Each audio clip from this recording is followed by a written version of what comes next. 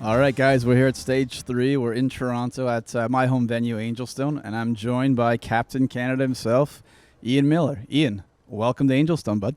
Thank you very much, and it's great to be here. Just for those who don't follow the sports so closely, our international shows are rated by stars, 5-star show being the most sophisticated at the top of the line, and 1 and 2 stars are the very beginning stages. This historical fact, first time in this part of Canada that we have ever had a 5-star, full marks to the Major League, Keean and his team for making this happen, bringing top sport to Ontario. We've got this new team concept that Major League Show Jumping has brought in this year. We've run it twice. It's a bit of a different format than someone who may have jumped a Nations Cup. I think you might have jumped one before. But you ride 3 riders. Your whole team goes at once, and you get a score. In the first round, there's 8 teams. The top 4 teams advance to round 2. On the board in the stadium, online, we've got the cut line. Basically, the whole point is to just stay above that cut line. You make it to round 2, you start from scratch. You don't make it to round 2, you're out. What do you think of that format? I love it because you think of any other sport, swimming or track and field, and you can go in all the heats you want. But when you get to that final heat, you start on 0. And you can have won every heat all the way along, and it does you no good in your last heat. In our sport, traditionally, we've been big on carrying the scores all the way through. It gets hopelessly complicated, and I love the fact that in each of the 3 rounds that you're going to see here, that everybody starts at 0 in the next round. So it is what we call sudden death.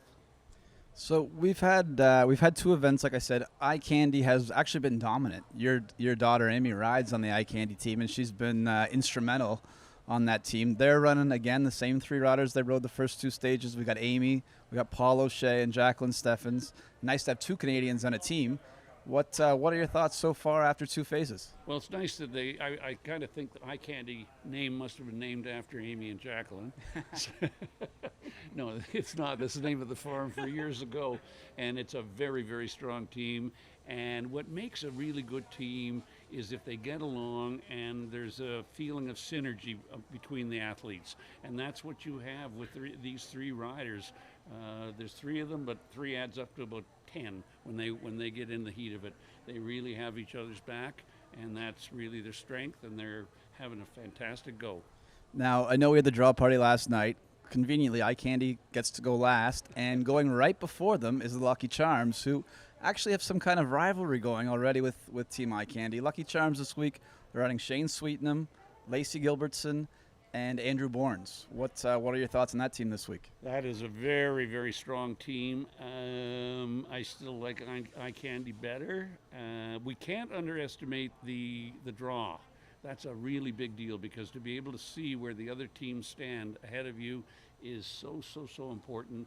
So are you emphasizing just not having a rail down, or do you really have to not have a rail down and go fast? And the last team going in will have all that knowledge, which gives Eye Candy a great advantage.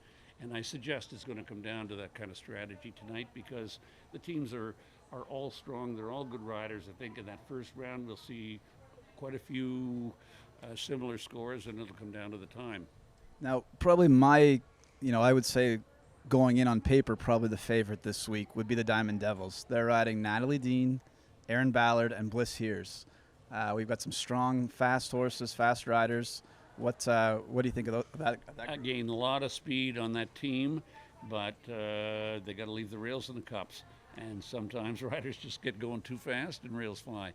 I think a gain strategy on their part. If they play their game well, they're a real threat. Now, one team that has not been able to stay above the cut line yet is the Automy Warriors. This week they go with Daniel Rehan's son, Daniel Rehan Jr., John Perez, and Nicholas Bizarro. Now, they've been close each week. They've been right on that line, but they haven't been able to stay above it. I don't want to be hard on them, but I say a little bit of a long shot. Fair enough. The Crusaders. Now, the Crusaders actually have a substitution this week. Matt Cohn is subbing in, and he's taking part in the Crusaders. He's jumping with Peter Leone and Molly Ash.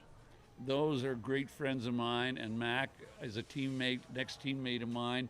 So next to Eye Candy, a real sentimental favorite for me. And there's a lot of experience on that team.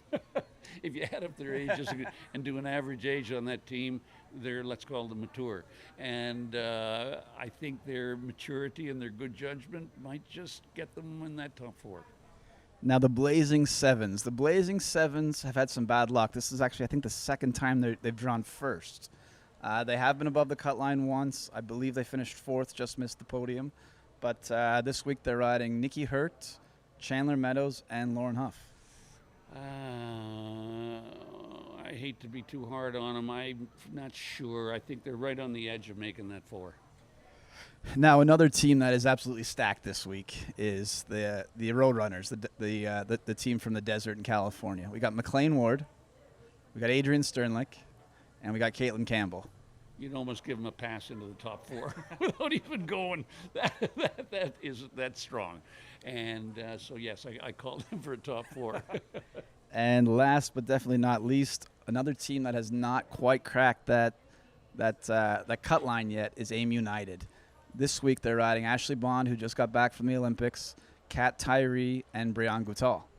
That is dangerous. I know all 3 riders have ridden against them, and you better look out. There's no mercy from any of them, and I would be I would think they're going to make the top 4. Yeah, I think this might be the week that they break through. So that top 4 is getting a little crowded. The top 4 is crowded. I think we got 6 or 7 teams in the top 4. Well, no, I said 2 or so there's 6. So those 6 4 spots in my view, and you never know what those long shots will do. That's our sport. That's one of the beautiful things on our sport. And any given day, the darndest thing can happen.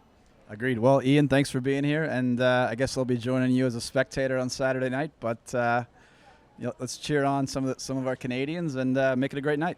And again, Keean, my appreciation, my respect for what you and your team are doing. Thank you, sir.